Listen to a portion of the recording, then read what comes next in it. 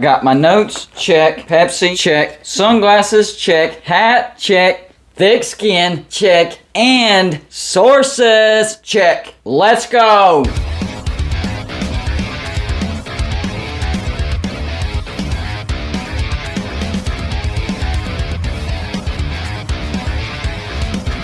Welcome to Golden Blue Dude, everybody. This is where we cover all of college football. So if you're a college football fan, go ahead and hit the like and subscribe button. I call my Patreons the shot callers, and I can't wait to live stream some games and watch it with my Patreons and the score prediction contest. That's going to be fun. Salty alert, salty alert, salty alert. Fair warning, some of you will be salty after this video. So continue watching this video at your own risk of being salty. So here we go. We're talking about coaches being paid. And Kirby Smart just got a big payday out of Georgia. He just signed a 10-year deal worth $112.5 million.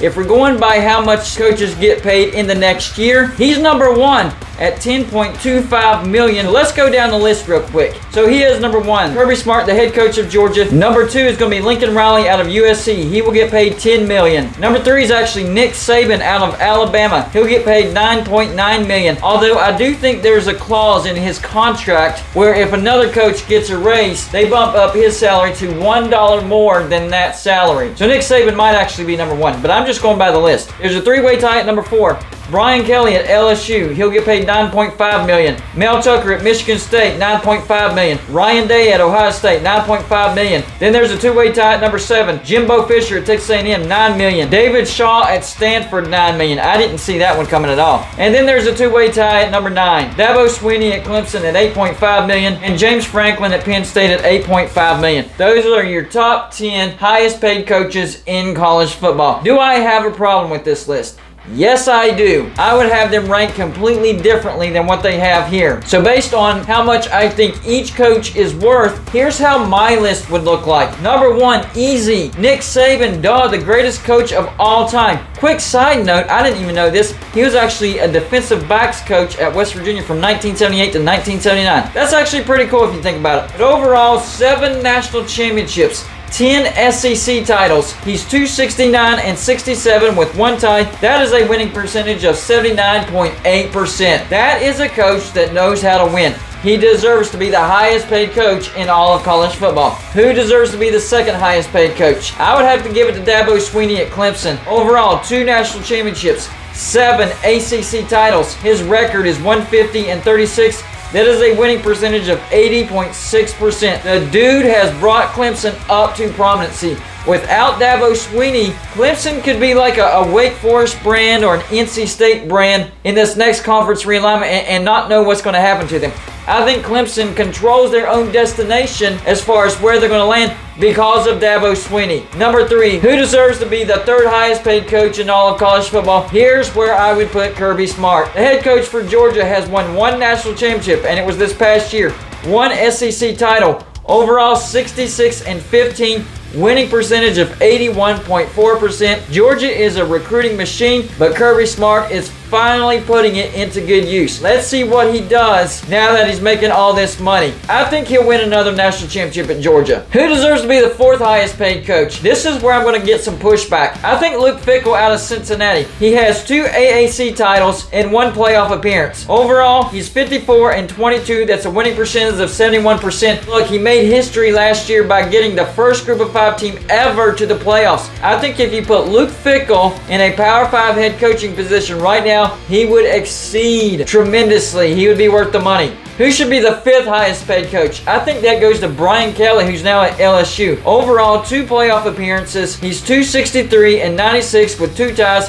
That is a winning percentage of 72.8%. The dude had a lot of success at Notre Dame, and a lot of people don't realize the recruiting disadvantages Notre Dame has. They don't make the big bucks like everybody else. Their contract with NBC is worth $18 million a year. Compare that to teams in the SEC that are making around $50 or $60 million right now. That's about to be bumped up to $100 million plus, and you'll see that he's done well. Well, now he's going to have that money because he's in the SEC. Look for Brian Kelly to make some noise at LSU. Who deserves to be the 6th highest paid coach? This is where I would put Ryan Day at Ohio State. He's won 2 Big Ten titles. He's had 2 playoff appearances. He's gone 34-4. That's a winning percentage of 89.4%. I thought about putting him higher, but he hasn't shown me enough. He's still a new coach, but he's still a top 10 coach. So relax, Ohio State. And especially if he had won a national championship already, he'd be much higher. If he continues this success, he will go up the ranks. Who should be the 7th highest paid coach?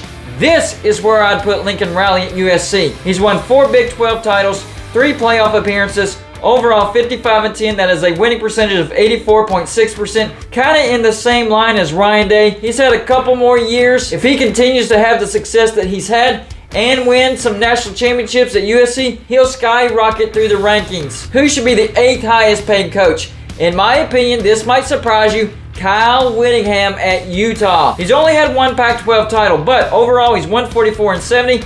That is a winning percentage of 67.3%. He's taken Utah to heights they've never seen. Remember, Utah's not been a power team for very long, and they're having a lot of success in their early career as a Power 5 team. And it's because of Kyle Whittingham. I expect him to continue to have success at Utah. Can he win a national championship? I'm not sure about that. Maybe if Utah can get accepted into maybe the Big Ten or the SEC and the money goes through the roof, then he can recruit much better. He might have a chance if they do that. Otherwise, not so sure about that. Still a great head coach though. Who deserves to be the 9th highest paid coach? I think this is where Mike Gundy lands. Now, he just has 1 Big 12 title, but overall 149-69. That's a winning percentage of 68.3%. He's done wonders at Oklahoma State. People forget how bad Oklahoma State was before Mike Gundy. They were the doormat of the Big 12, right there with Kansas State before they got Bill Snyder. This guy has resurrected Oklahoma State football. I know he's been there for a while and he hasn't won very many conference titles. In fact, just one.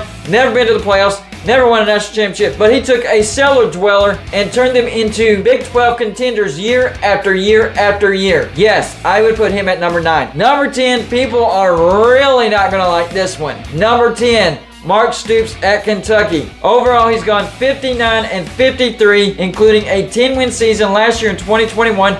That is a winning percentage of 52.7%. What are you thinking, Golden Blue? That is barely over 500.